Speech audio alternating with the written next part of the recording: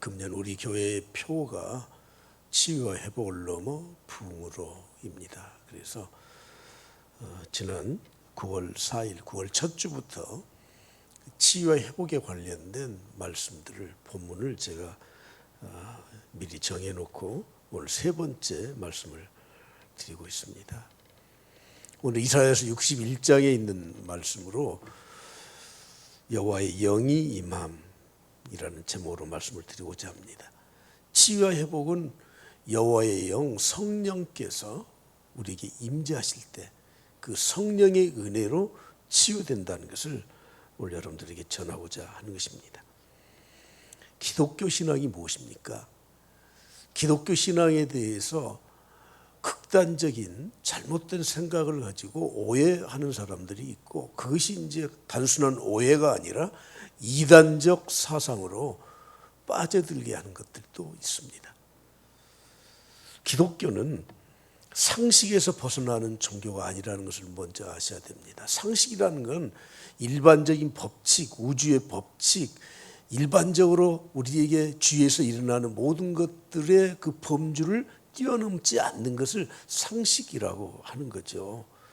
광신적 이단 사상을 가진 자들은 모든 일들이 다 기적으로만 일어난다고 그들은 주장합니다. 그래서 목사님이 돼가지고 기도해서 병을 고쳐야지 무슨 병원에 갑니까? 병원에 믿음이 없으니까 그런 일을 하는 겁니다. 정말 이단 그 종파 가운데 그 종파에서는 절대 병원을 안 가요. 기도해서 낫지. 여러분, 어떻게 일반적으로 하나님이 이 의학을 주시는 것은, 우주의 이 법칙을 주시는 것은 하나님이 주신 것 아닙니까? 천지를 창조하실 때 우주의 모든 법칙을 하나님이 만드셨어요. 그래서 그 법칙 안에서 내가 아프면 병원에 가야 되고, 피곤하면 쉬어야 되고, 배고프면 먹어야 되고, 우리는 그 일반적인 상식에서 기독교 신앙이 벗어난다고 생각하면 그건 잘못된 겁니다. 주님도 40일을 금식 기도하신 다음에 배가 줄이셨어요. 배가 고프셨어요. 십자가를 앞에 놓고는 너무 많은 상심이 드셨어요.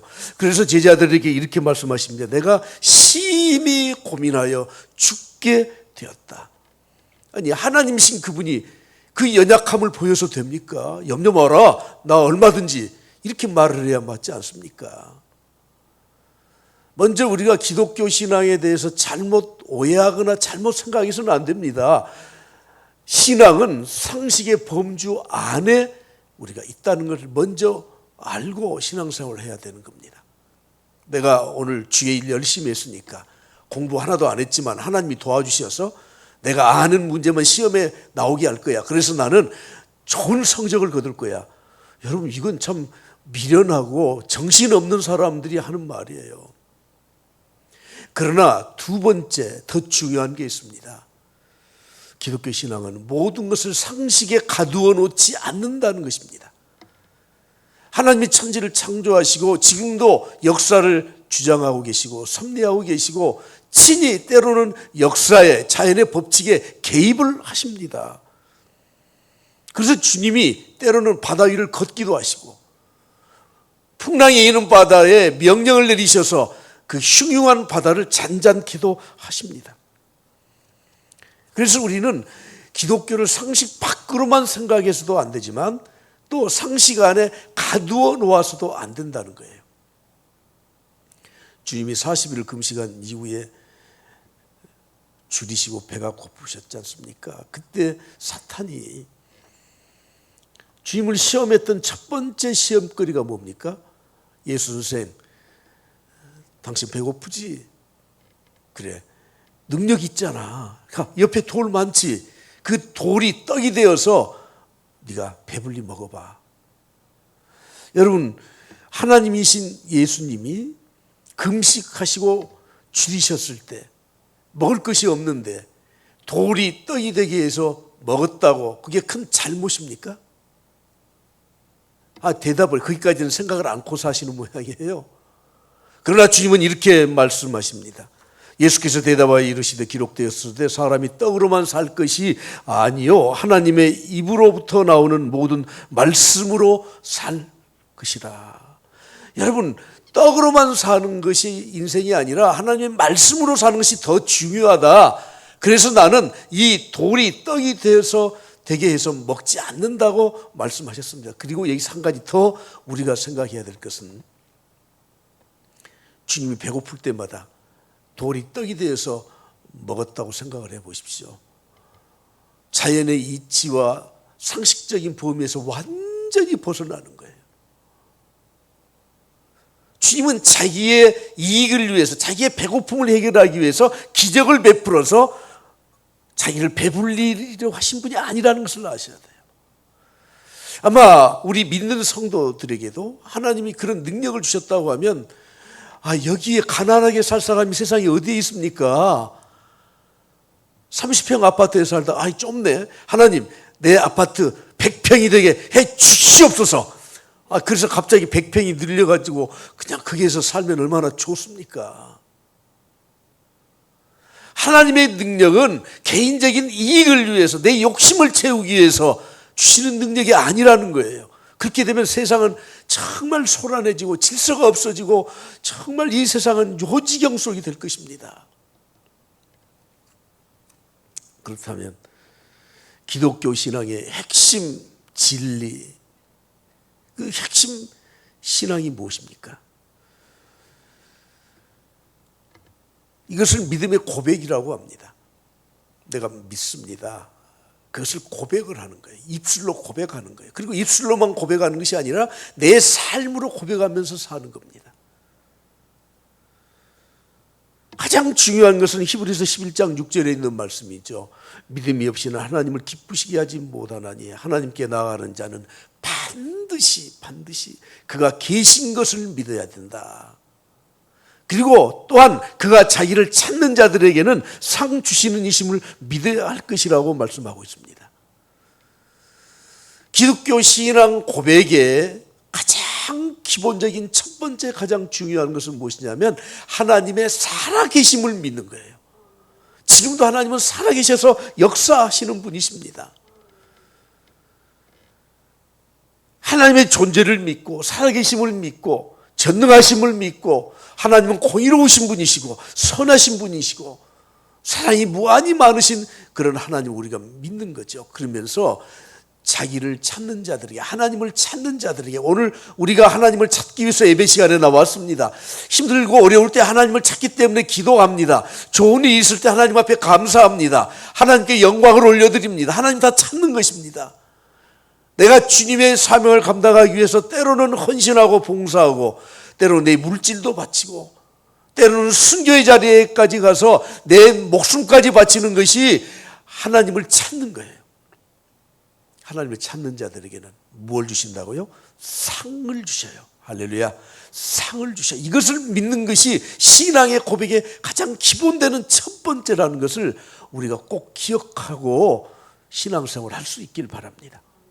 뿐만 아니라 우리는 또 한 가지를 더 확신해야 될 것이 있는데, 요한복음 14장 6절에 있는 말씀이죠.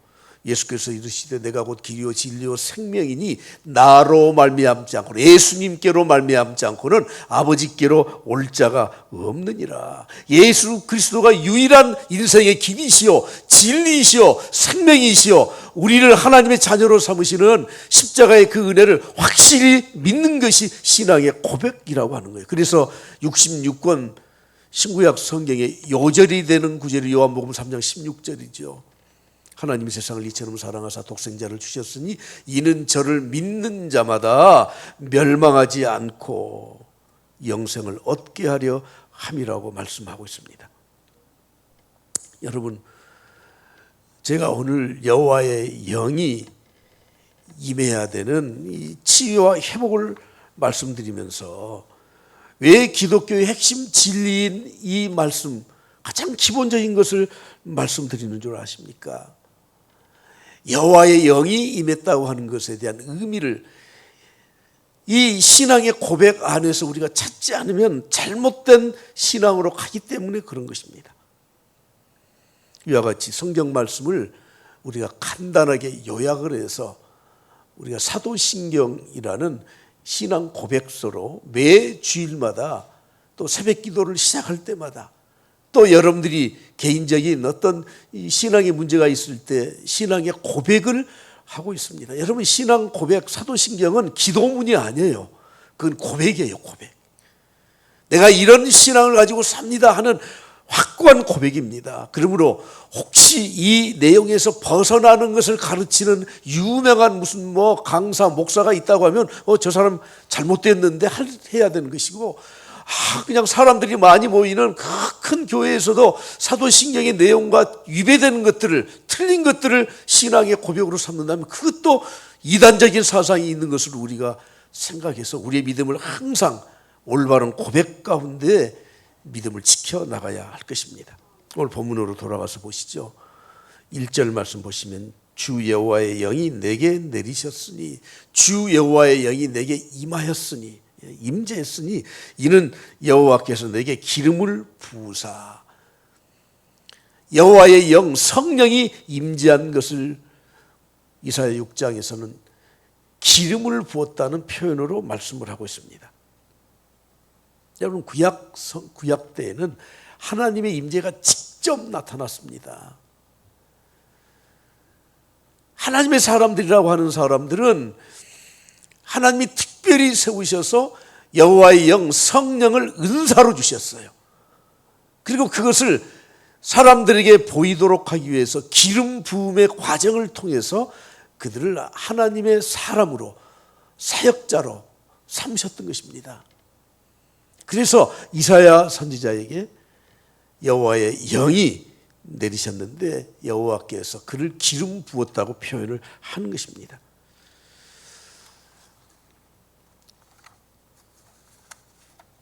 다윗이 범죄한 이후에 회개하면서 시편 51편에서 하나님 앞에 통회하고 자복하는 시를, 고백을 하고 있습니다.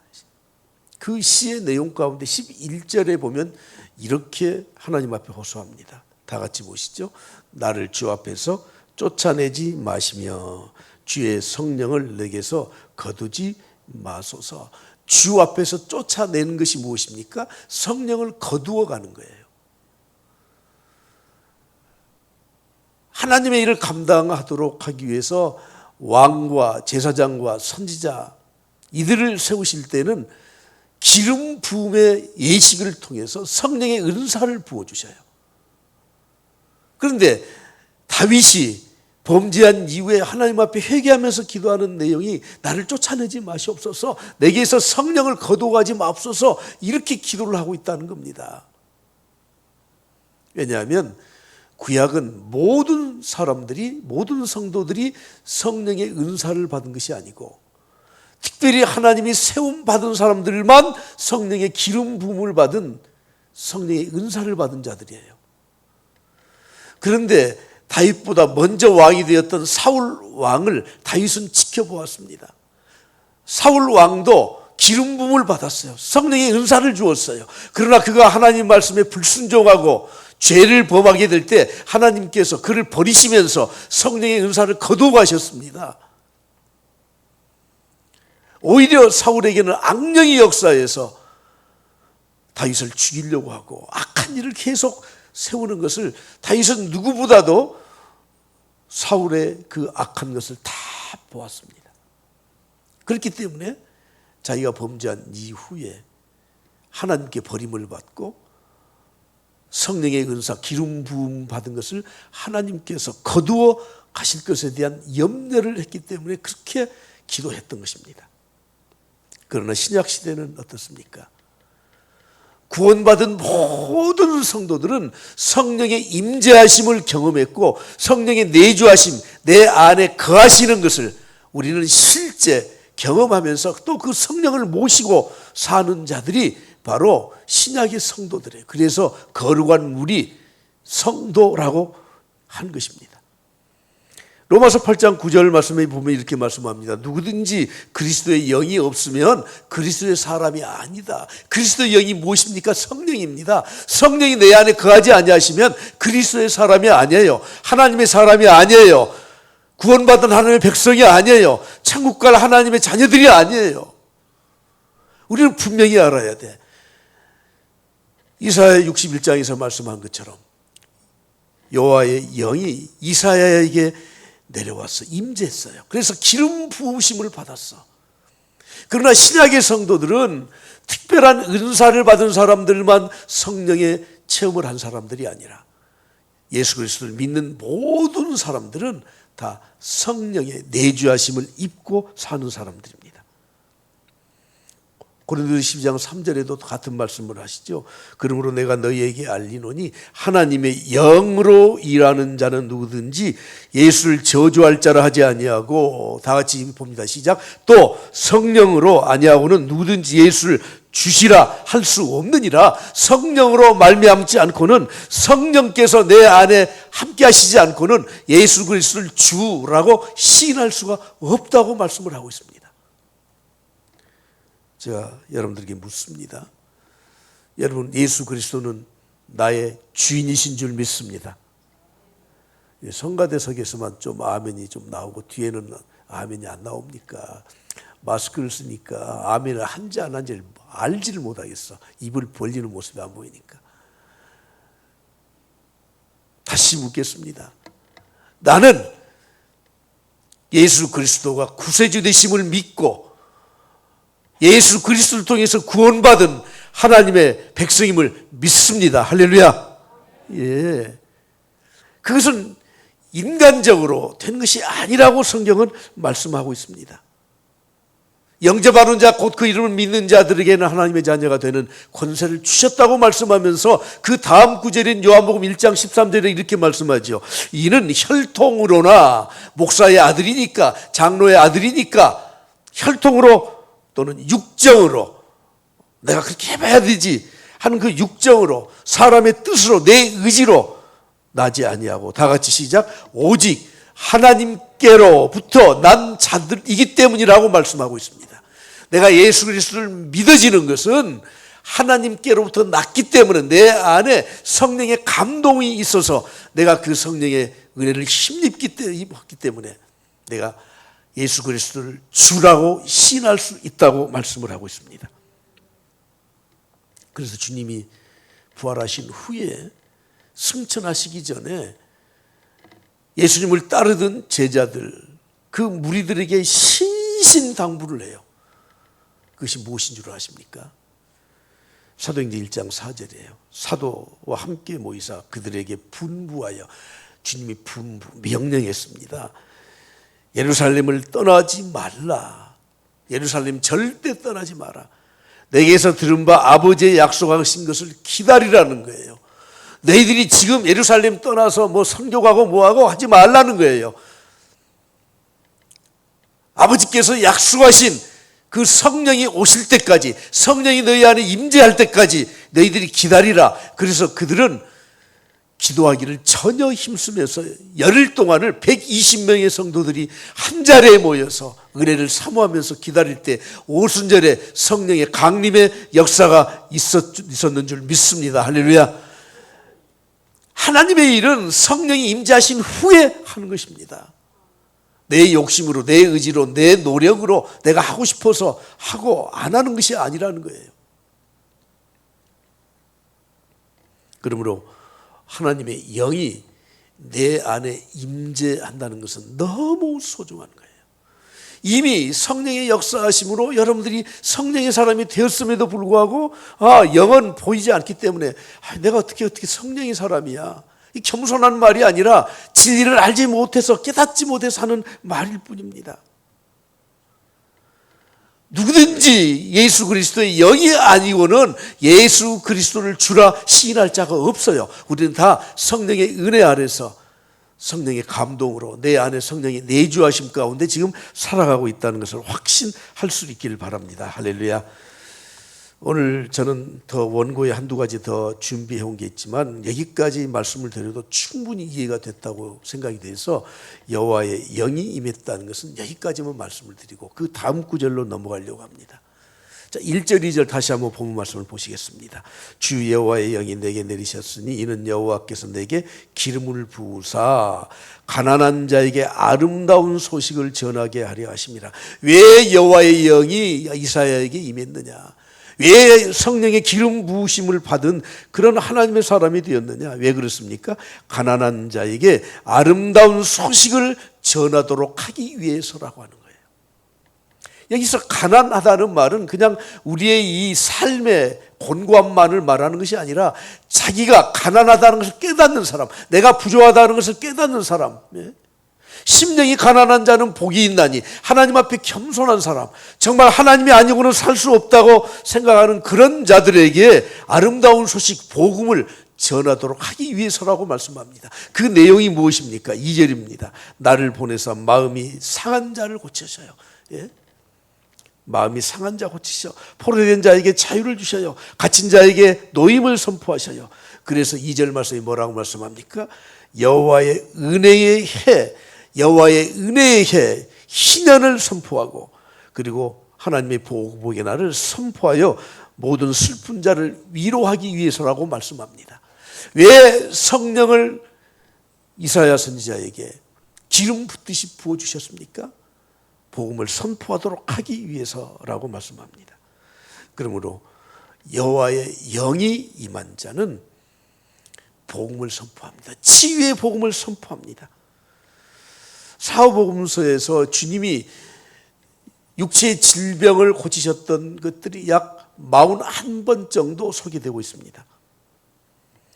사도복음서의 9절과 그 사건을 보면은 약 5분의 2 정도가 육신의 고통을 당한 자를 치유해 주신 내용으로 가득 차 있습니다. 은혜의 해를 선포하는 성령의 임재하심을 통해서 기름 부으심을 받은 자들, 우리 모든 성도들이 치유와 회복을 위해서 해야 될 일이 무엇입니까? 육신의 질병의 치유를 선포해야 된다는 것이에요. 누가복음 6장 17절 말씀에 보면 예수님이 질병을 고치실 때 얼마나 많은 사람들이 온 줄 압니까? 예수께서 그들과 함께 내려와서 평지에 서시니 그 제자의 많은 무리와 예수의 말씀도 듣고, 그 다음 뭐예요? 병 고침을 받으려고, 말씀도 듣고 병 고침을 받기 위해서 어디서 왔습니까? 유대 사방에서 왔어요. 예루살렘에서 왔어요. 그리고 두로와 시돈에서 왔어요. 두로와 시돈은 이방 지역입니다. 아방의 왕후 이세벨의 고향이에요. 가장 우상을 많이 섬겼던 지역이에요. 유대 지역에서도 오고, 갈릴리에 흩어졌던 그 가난한 사람들도 오고, 예루살렘에서도 오고, 이방 땅에서도 몰려왔습니다. 왜 그렇습니까? 그들의 육신의 질병을 치료받기 위해서 왔던 거예요. 그래서 주님은 나병도 고치시고, 귀 먹은 자들, 청각 장애자들도 고치시고, 눈이 먼 자들, 시각 장애인들도 고쳐주시고, 중풍병자도 고치시고, 혈루병 환자도 고치시고, 요즘으로 말하면 난치병에 걸린 모든 자들을 고치시고, 그리고 베드로의 장모의 열병까지 다 고쳐주셔요. 여러분, 오늘 우리가 성령의 은사와 하나님의 이 치유의 은혜를 힘입은 사람들, 당연히 기독교는 상식적인 종교이기 때문에 당연히 병원에 가야 돼. 그러나 성경은 우리에게 말씀합니다. 병든 자가 있느냐? 저들은 교회의 장로를 청할 것이요, 그들을 위해서 기도하고, 그리고 그들에게 기름을 바르라. 영적인 일은 기도해라. 그리고 기름을 바르라는 말은 바로 약을 써라, 의료 행위를 해라, 이렇게 말씀을 하고 있는 겁니다. 그러므로 여러분, 우리가 치유와 회복이라고 하는 것에 가장 근본적인 것은 육체 질병의 치유가 포함되었다는 것을 절대 잊지 마시고, 내 몸이 병들었고 내가 난치병에 걸려 있고 힘들고 피곤하고 고통스러울 때 성령의 기름 부음을 받은 하나님의 사람들로서 우리는 우리 자신들을 위해서 기도하고, 다른 사람을 위해서 질병을 고침받기 위해서 기도해야 될 줄 믿습니다. 조선 땅에 기독교가 선교되었을 때 여러분 그때 아시지 않습니까? 얼마나 열악했습니까? 지금으로부터 130년 전, 한 세기 이전에 정말 이 조선 민족은 미개한 민족 중에서도 미개한 민족이었습니다. 제대로 된 병원이 하나도 없었잖아요. 그래서 선교사들이 와서 맨 먼저 했던 일 가운데 하나가 병원을 세우는 거예요. 제중원을 세우고, 광주에 있는 기독병원을 세우고, 세브란스 병원을 세우고. 그런데 여러분, 아무리 병원을 세워도 그 넘쳐나는 환자들을 치료할 수가 없어. 그래서 교회에서 목사님들이, 부흥 강사들이 부계를 다니면서 이 치유 집회를 얼마나 많이 한 줄 아십니까? 참 기적적인 일들이 너무너무 많이 일어났던 거예요. 대개 선교 초기에 제3국에 가서 복음을 전하는 선교사님들의 사역 가운데 이 질병에 대한 치유의 역사가 지금도 많이 일어나고 있습니다. 복음은 치유의 능력이 있는 겁니다. 주님이 벙어리 좀 그러네요. 귀가 들리지 않는 농하죠. 치료하시는 장면을 마가복음 7장 34절에 이렇게 소개합니다. 하늘을 우러러 탄식하시며 하나님을 바라보면서 애통해 하셨어요. 긍휼히 여기는 마음을 가지셨어요. 그리고 뭐라고 하십니까? 예받아 열려라, 그런 말이에요. 열려라. 명령하셨어요. 귀가 열려라, 혀가 풀려라, 예받아. 그랬더니 이 청각장애인이 귀가 열려서 듣게 되었다고 말씀하고 있습니다. 여러분, 오늘 우리는 이 성령의 기름 부음을 받은 성령의 은혜와 능력을 소유한 우리들이 정말 그 하나님의 능력을 믿고 선포해야 되는 거예요. 선포해야 돼. 중풍병자가 4명의 친구들로부터 들것에 실려왔지 않습니까? 지붕을 뚫고 내려온 이 중풍병자를 향해서 주님은 이렇게 말씀하십니다. 마가복음 9장 2절 말씀에 보면 끝부분에 이렇게 말씀하시죠. 이르시되 작은 자야 안심하라. 맨 마지막 줄 다 같이 봅니다. 내 죄 사함을 받았느니라. 아니, 병 고치러 온 사람에게 주님이 죄 사함에 대한 선포를 하셔요. 그것을 듣고 있던 이 바리새인들, 지도자들이 저 사람 봐라, 지가 하나님이야? 어떻게 죄를 사해줘? 이 건방진 놈, 신성모독을 하는 놈. 그때 주님이 이렇게 말씀하십니다. 침상을 들고 와라 하는 말이 쉬우냐, 죄 사함을 받았느니라 하는 말이 쉬우냐, 둘 다 어려워요. 그러나 말로는 뭐가 더 어려워요? 침상을 들고 와란 말이 더 어려워요. 왜냐하면 침상을 들고 와라 했는데 들고 가지 못하면 낭패를 당하는 거 아니에요. 그런데 죄사함을 받았느니라, 그것은 내적인 문제라 그건 뭐 알든지 모르든지 더 쉬울 수 있어. 주님은 이렇게 말씀하십니다. 내가 그렇게 말한 이유가 있다. 인자가 땅에서 죄를 사하는 권세가 있는 줄을 너희로 알게 하려 하노라 하시고 중풍병자에게 말씀하시되 내가 내게 이르노니 일어나 내 상을 가지고 집으로 가라. 그랬더니 벌떡 일어나서 그 침상을 들고 갔었다는 거예요. 여러분, 여기서 우리에게 무엇을 가르쳐 줍니까?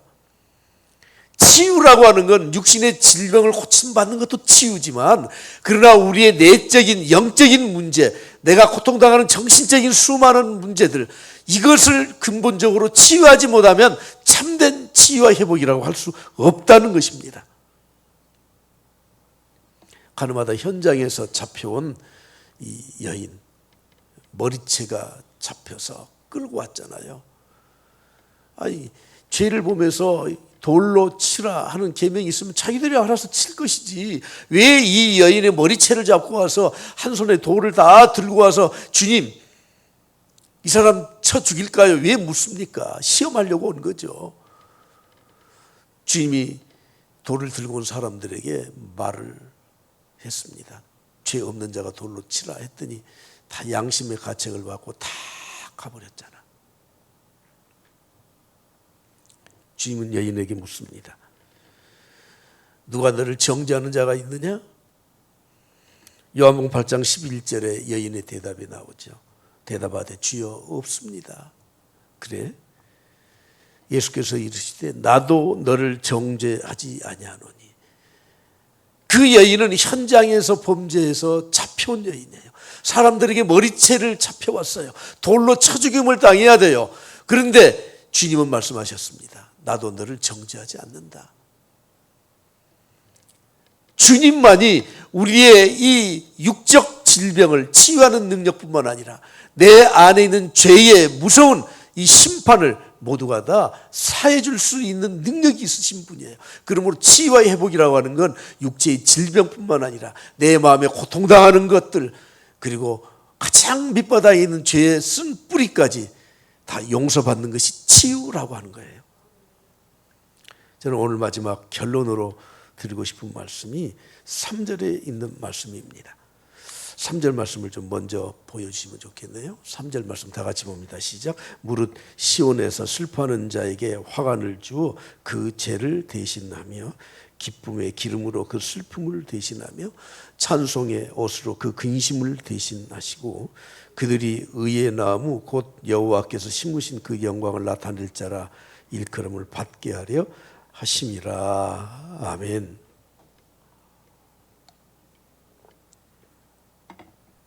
치유와 회복을 넘어 부흥이라고 하는데, 부흥이 무엇입니까?